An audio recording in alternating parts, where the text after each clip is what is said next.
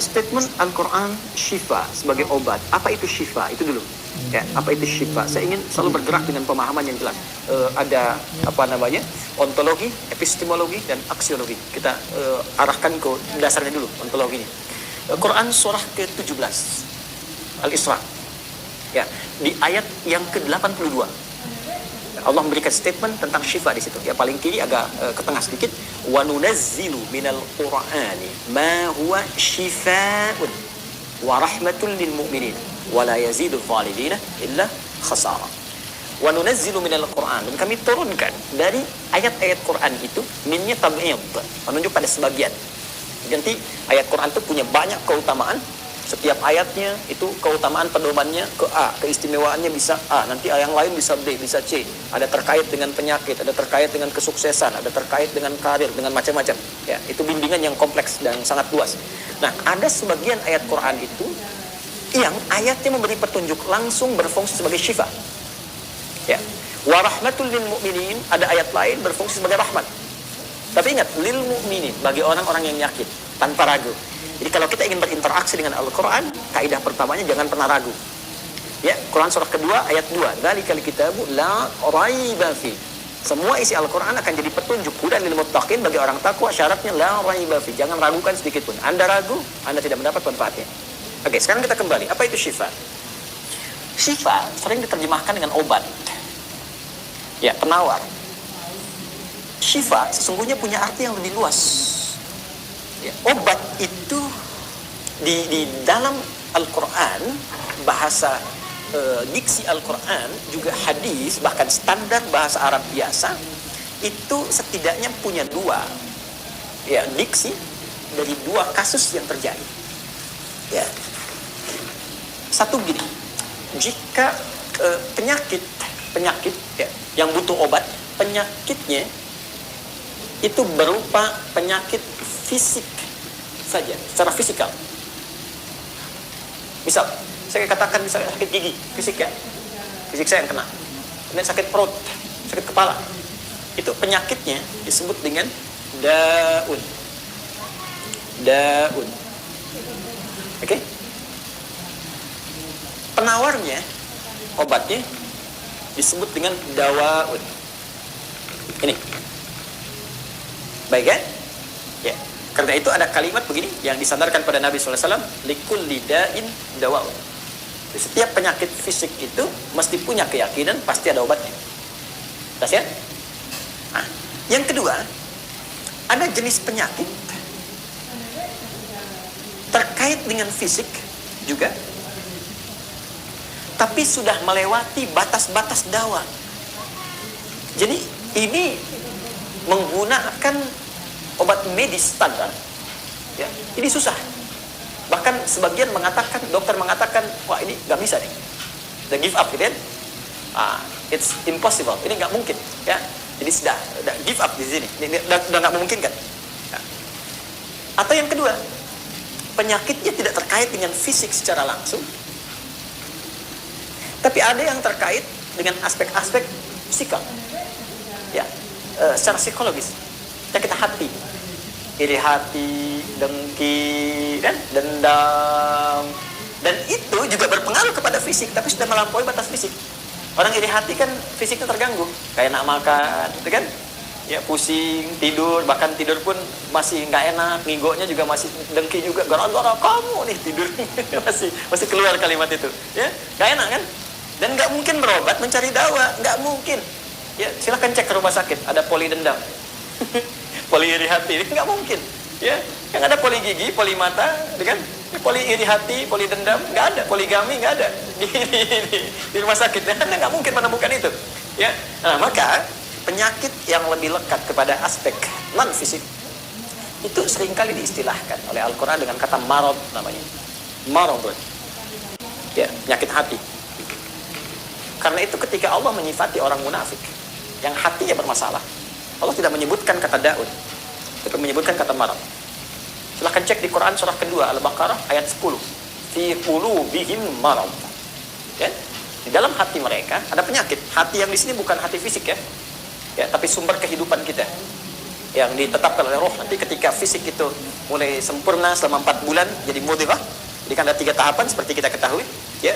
Dari mulai di Al-Arba'in, kalau kita baca Al-Arba'in, Al-Imam An-Nawawi, hadis nomor yang keempat, ya, Abdullah bin Mas'ud radhiyallahu ta'ala anhu, qala Rasulullah sallallahu alaihi huwa as-sadiqul masduq, inna ahadakum yajma'u fi batni ummihi 40 yawman nutfah. 40 hari pertama, ya, itu baru berbentuk penyatuan, perpaduan antara spermatozoa dengan ovum, thumma yakunu alaihi 'alaqah, kemudian mithla dzalika 'alaqah 40 hari kedua berbentuk zigot yang telah menempel di dinding rahim, thumma yakunu mithla dzalika mudghah, 40 hari ketiga berbentuk mudghah, daging keratan. Bahkan sudah jadi bahasa sekarang, ya, di masa kan bahasan janin, ya, di kurikulum kedokteran saya lihat redaknya sama, mudghah, ya. Nah, dalam fase ini kemudian ditiupkan roh, ya, wa yursalu alaihimul malak, alaihil malak, dan diutus malaikat, wa yu'maru bi katbi arba'in, dan diperintahkan menetapkan 4 hal. Nah, saat ditiupkan roh ini, itu terjadi kemudian penyatuan antara fisik dengan roh. Itu ada di Quran surah ke-15, ya, ayat ke-28. Ya, wa idz qala rabbuka lil malaikati inni khaliqun basyaran min salsalin min hama'in masdud fa idza sawaitu wa nafakhtu fihi min ruhi. Jadi roh masuk ke dalam jasad seseorang, ya, ke dalam fisik seseorang. Ketika sudah masuk, dia bisa bernafas, kan, ada kehidupan, unsur kehidupan. Karena itu nafas terambil dari bahasa Al-Qur'an. Jadi begitu kemudian sudah masuk roh ke dalam jiwa, menjadi nafas namanya, berubah dari roh jadi nafas. Ya, maka dia membawa 2 potensi. Ya, ada fujur, ada takwa. Di Quran surah 91 ayat 7 sampai 10. Wa nafsi wa ma sawwaha fa alhamaha fujuraha wa taqwaha. Jelas, ya? Maka wa nafsi wa ma sawwaha, jika roh sudah masuk ke dalam jiwa jadi nafas, dan disitulah manusia bisa bernafas. Tapi jangan lupa dia membawa 2 potensi. Ada potensi kebaikan, takwa, ada katalis kebaikan. Saya tidak mengatakan yang buruk. Itu katalisnya. Jadi lawannya langsung. Yaitu jujur, lawannya dusta. Ya, marah lawannya sabar. Yang sabar itu takwa, jujur itu takwa. Yang marah, yang sombong, yang bohong, itu namanya fujur, itu katalisnya. Jadi Allah menciptakan sifat marah bukan ingin membuat Anda marah, tapi ingin kemudian memacu supaya yang sabarnya muncul. Sebab kalau nggak ada marah, bagaimana bisa ada sabar? Itu cara membacanya. Nah, di sini terjadi pergolakan. Ya. Apa kaitannya dengan ini? Orang-orang yang tidak bisa mengendalikan sifat takwanya dan tidak menjadikan sifat fujurnya sebagai katalis, tapi diikuti menjadi dominan, maka jadi penyakit di hatinya. Itu yang disebutkan dengan marad namanya. Ya, itulah yang memunculkan penyakit riya, pamer, kan? Sum'ah, ingin didengar orang, sombong turunannya, ya, kemudian dendam dan sebagainya. Ini marad. Marad ini dan penyakit yang sudah melewati batas fisik, kalaupun terkait dengan fisik, nggak ada obatnya dari dawa. Yang ada hanya syifa. Maka jika ada orang tertentu yang terkena penyakit fisik yang sudah di luar batas dawa, yang medis misalnya udah nggak bisa nih, jadi nggak mungkin, maka beralihlah dari dawa ke syifa. Ini yang pernah dilakukan oleh Nabi Ayyub alaihissalam. Ketika diuji dengan penyakit, Allah contohkan langsung supaya kita bisa meniru. Bukankah ayat ini turun ketika Nabi diuji dengan penyakit? Ya, supaya memohon kepada Allah. Jadi kan Nabi Ayub kan divonis dengan penyakit yang tidak pernah diderita oleh orang sebelum beliau, tidak akan dirasakan oleh orang setelahnya. Yang paling menarik apa yang dilakukan? Ketika semua mengatakan nggak mungkin, lalu turun kemudian gambaran dari Allah.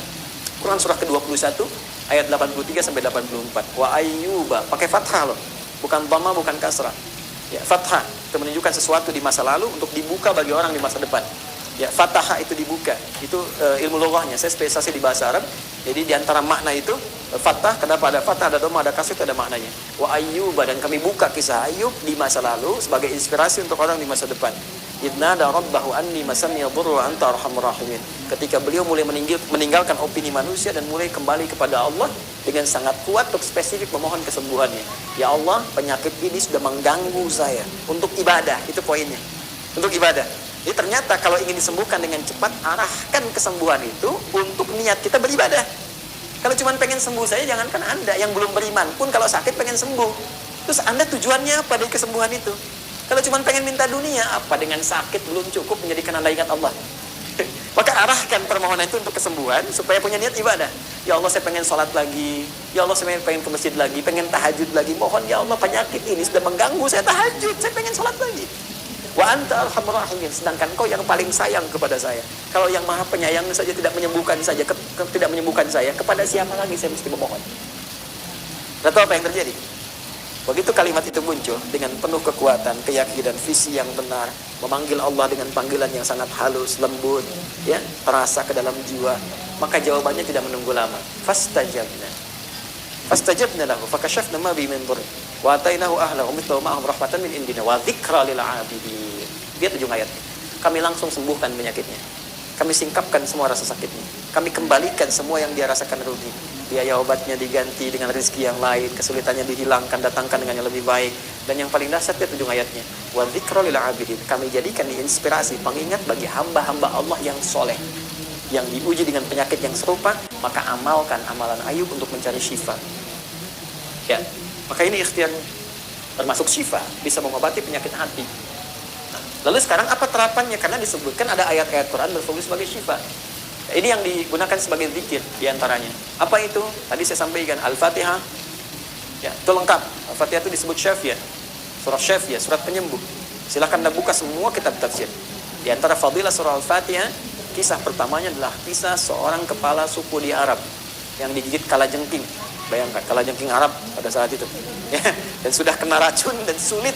Orang semua sudah give up. Ini nggak mungkin. Ya, apa yang terjadi? Temukan sahabat Nabi, secara singkat diketahui, ditanya ada yang bisa menyembuhkan, mereka berkata Allah yang menyembuhkan, tapi kami bisa berikhtiar.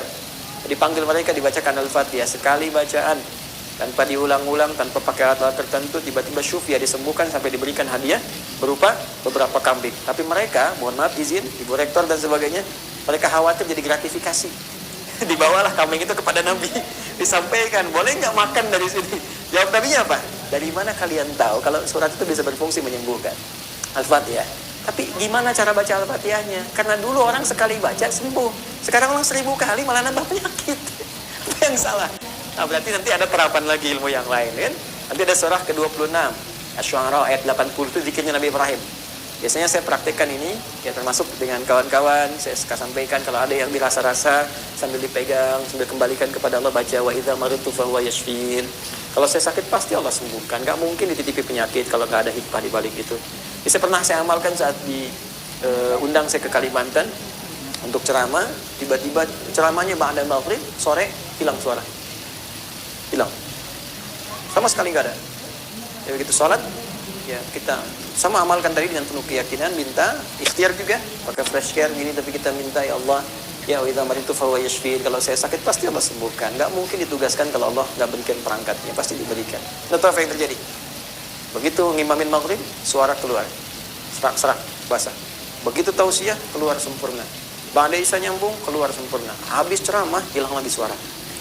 Hilang lagi suaranya. Supaya disuruh istirahat, gak banyak nanya orang gitu kan. Tapi itu menarik. Dan puncaknya tadi, Quran surah ke-21 ayat 83 sampai dengan 84. Tergantung kasusnya.